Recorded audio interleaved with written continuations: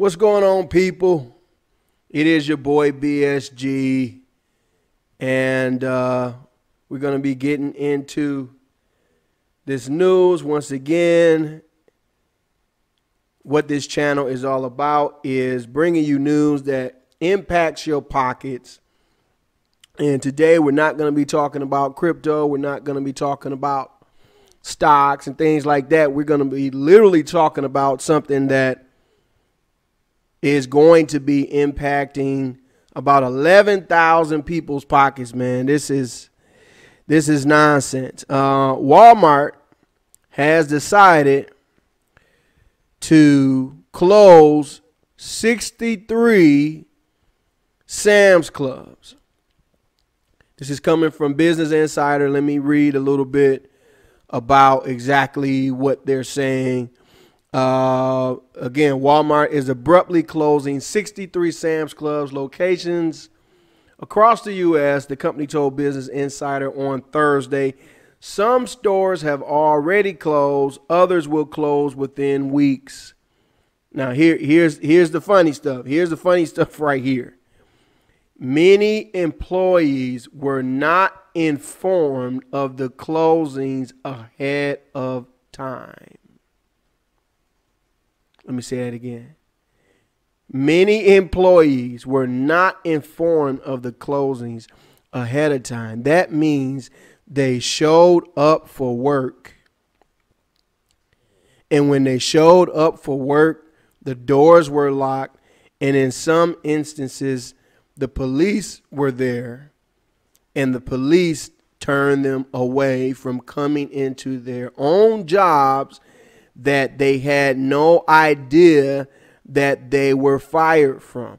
Then, after that, after the decision was made, the CEO, John Furner, notified employees of the closures in a company-wide email sent on Thursday. Now, how you going to send me an email on Thursday when I'm supposed to work on Thursday? You're going to send me an email on Thursday when I'm supposed to be at work on Thursday. And obviously, some people didn't get that email. Who knows when it was sent? And they were turned away. In one instance, one guy had FedEx show up at his door with a package from Sam's Club. You cannot make this stuff up. He said he was thinking that it was maybe his W-2. You know, it's tax time. So, no, it was not his W-2. It was a letter from Sam's Club saying that they are closing down. He says that he has a baby and a mentally sick mother. He says he's lost, heartbroken, and scared. I can certainly understand that. 3 of the closures are in Puerto Rico, you know, which, if you don't know, you know, those areas have been ravaged by hurricanes recently. And there is a full list of all the closings, and I recognize a couple of these stores. One in Farmington Hills, Michigan, which is where I had my restaurant along with my wife. You know, that is a bustling area, and that store was always busy. So I don't understand the reasoning behind closing that store. But again, I thought these tax changes, you know, this irresponsible tax bill that we had passed, you know, not that we passed, you know, that the House and Congress and the Senate, that they passed. I thought that was supposed to put jobs into the economy. Ain't that what they told us? They told us that these tax cuts that we're going to do, that it's going to create jobs. You understand? When we're going to take this here tax money, we're not going to put it in our pockets. No. We're not going to buy back our stock. No. We're going to hire more people. Ain't that what they said, y'all? And did you believe them when they told you that? Come on, tell the truth. Be honest. Did you believe them? Oh, for the Republicans that are out there watching. Oh, yeah, it's going to be good for the economy. I know. That's why I voted for Trump, because, you know, he's going to bring jobs. And this is at least the second major company, might be the third. I know Verizon, after the tax cuts, gave some employees a raise and then fired others. And Sam's Club did the same thing. They announced, Walmart announced that they were going to up the minimum wage to $11, which is like, ooh, $11, 11 whole dollars, right? And then now they're going to be laying off what could be over 11,000 people. So somebody on Twitter worked the numbers out. He said, you know, the raise is going to cost Walmart $226 million. And the firing of these, you know, potential 11,000 employees is going to be like a savings of $256 million. So they raised it for some and then laid off everybody else. Again, this is why I have this channel. This is why I switched from, you know, what we used to do back in the day, you know, and you know, I wanted to talk about things that, you know, really matter. And money matters, man. Say what you want to say. You need money. You need a way to provide for your family and so on and so forth. And these are the type of things that we need to be woke about. You want to be woke. You need to be woke about your money. And this is why years ago, I don't know if you can hear this in the background. My wife over here frying stuff again. Hopefully that's not being picked up on the mic. You know, many years ago, I learned that companies did not care about you. They don't care about you, man. They don't care where you went to school. They don't care, you know, what college you went to. That stuff does not matter. But yet when we came up through school, what did they tell us?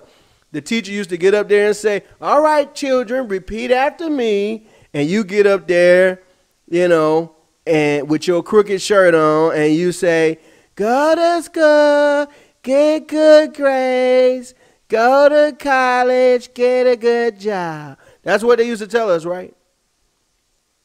That could not be further from the truth. They don't care what type of paper you have, depending on what your industry is. Now, again, I have talked about this. You know, if you work in a certain field, you're a doctor, you're a nurse, lawyer, you know, something that's absolutely necessary, then yes, you know, you're going to have a job and you're going to be able to get a job, at least until they outsource your job somewhere else. But for the great majority of people, you are easily replaced. And it's a supply and demand world. That's what it is. Meaning, if the demand drops, then they're going to drop you. Or if they can get workers from somewhere else, if they can get cheaper workers from India, right? They can get products from China, then they don't care. At that point, what does it matter that you went to, you know, a HBCU? What does it matter that you went to the University of Michigan? What does it matter that you went to, you know, that you were tops in your class? They don't care about that. The people who get jobs and keep jobs are the people who know people, right? They have connections within their family, or they went to high school together, they in the same fraternity, sorority, whatever, and they know how to play the politics. Nobody has unions anymore unless you're a UPS driver or FedEx driver. You know, those are some of the remaining few, you know, unions that I know about. You know, they shut down the UAW with this whole automobile crisis. Now, the, you know, automobile industry has rebounded, but yet we don't have, you know, the UAW never came back. They killed that. That was on purpose, man.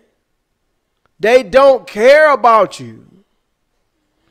And so I figured that out a long time ago when I was, 19, 20 years old. I had come out of a certificate program for engineering, and, you know, it wasn't what I thought it was my dream job, and it wasn't. And so I had to get a different job. So I started working at a little place called Guitar Center. Right. And at the time when I started working at Guitar Center, it was like 44 stores. I don't know how many stores they have now. I know it's more than 44. OK, still growing and all of that. And long story short, first of all, I was one of only 2 black guys that worked there. And I was the youngest guy there. And when I started in that store, it was out of 44 stores, we were ranked 43 in sales. And I studied and I read everything that I could read, and I looked at how they were doing business and so on and so forth.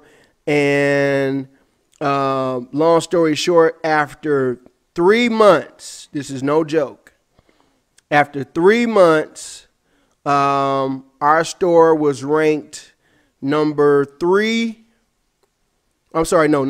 in the country, and I was personally the number 3 salesperson in the entire country out of this small store in Southfield, Michigan. I was number 3 in the country.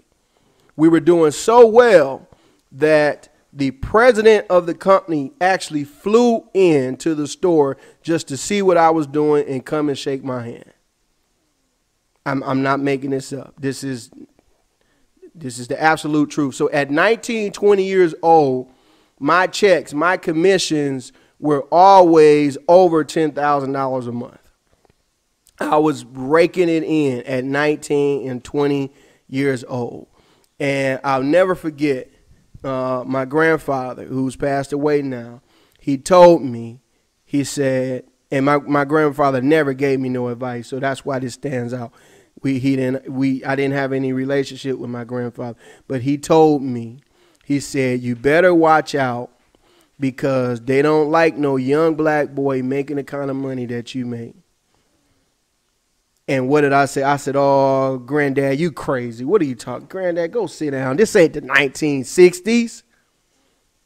I said, go sit down. I said, Granddad, that store cannot survive without me. I made that store what it is, so and so and so. I went off on my granddad. I sure did, and I regret that because that's one of the last conversations that we had. And lo and behold, Granddad was right. Some guys came up with a story, said that I stole something, which was an absolute lie. Didn't steal anything. The item that they said that I stole was worth $8. So even if I stole it, which I didn't, it was worth $8. And I'm bringing millions of dollars into this store by myself. And they fired me. So I learned at an early age, from that moment on, I was very much anti having a job. And it wasn't always smooth sailing. I had to, struggle a lot of times because, I didn't have anybody to teach me what to do. I just knew that working for other people wasn't, just the fact that somebody could take that away from me, something that I had worked so hard for. one decision, it can take it away. And whether these people at Sam's Club was making that kind of money is neither here nor there. I don't care who you are. I don't care what type of job that you have. If you don't own your own business, or you're not sitting on a board of directors, you're not the CEO, or you're not the accountant, or you're not an integral part of somebody else's business or your own business, then you are absolutely 100,000% expendable. You're expendable. So the reason why I harp about opportunities, years ago it was stock, and I was involved in buying stock, and I was telling everybody that I could about stock, and I was teaching people to day trade stock, and people were paying me money every month to teach them how to day trade stock, and a lot of them were very successful. Then I went from stock to now cryptocurrencies, and the reason why I spend a good part of my week trying to convince people who are not millionaires or even 100,000ers, trying to convince regular folk with regular jobs that, you need to have another source of income. And right now, this cryptocurrency thing is huge, and it's growing like crazy, and more regulation is coming in every day, and we don't know how much time we're going to have before, it's not going to get shut down. That's not going to happen. But, we're going to go through a correction. In fact, the crypto market, as I speak, is down right now. It's down today. Okay, which means it's a good time to buy. It's a good time to get in, because the bottom line is $10,000 into Ethereum last year paid you $1 million by the end of the year. No, I'm not making this up. Look it up. Okay, and there were others who paid 10 times your money, 100 times your money, what have you. And I try to tell people this stuff, and for 99% of them is in one ear, out the other. To the point now where I have to talk to kids, and because the kids, they get it. The kids want it. The problem is the kids don't have any money. So I'm trying to raise money as we speak, so I can give some money to 12 to 17-year-olds, because I don't have to break through the mental barriers that adults have when it comes to investing. I don't understand it. Even if you put money in stock the past 4 or 5 years, you've seen a significant increase. But a lot of people don't do that. You have to have something else going on. You have to, or they're going to find a way to, at one point in your life, take it away from you. And if your lifestyle is predicated on that check, your house, your car, your kids' education, your 401k, all of that, if that's predicated on a job, then you are in trouble, because there's going to come a day where you're not going to have that job anymore for whatever reason. So you must have what I described, and I came up with this before TD Jakes or anybody else that I heard come up with it. You must be what I call 3D. What does that mean? That means you must have 3 different streams of income. You must have 3 different streams of income. That way, when one gets shut down, you can survive on the other 2. And I'm not going to get into all the specifics on this video. I'll do that in another video. But too many people have all of their eggs literally in one basket, and you're making $3 grand a month, and your bills are at, $2,900, $900, $99, $2,999. Like, you're not saving anything. You maxing out credit cards. You're paying the minimum on your credit cards, and you just run it in place, and you think you're okay, and you still buying Christmas gifts.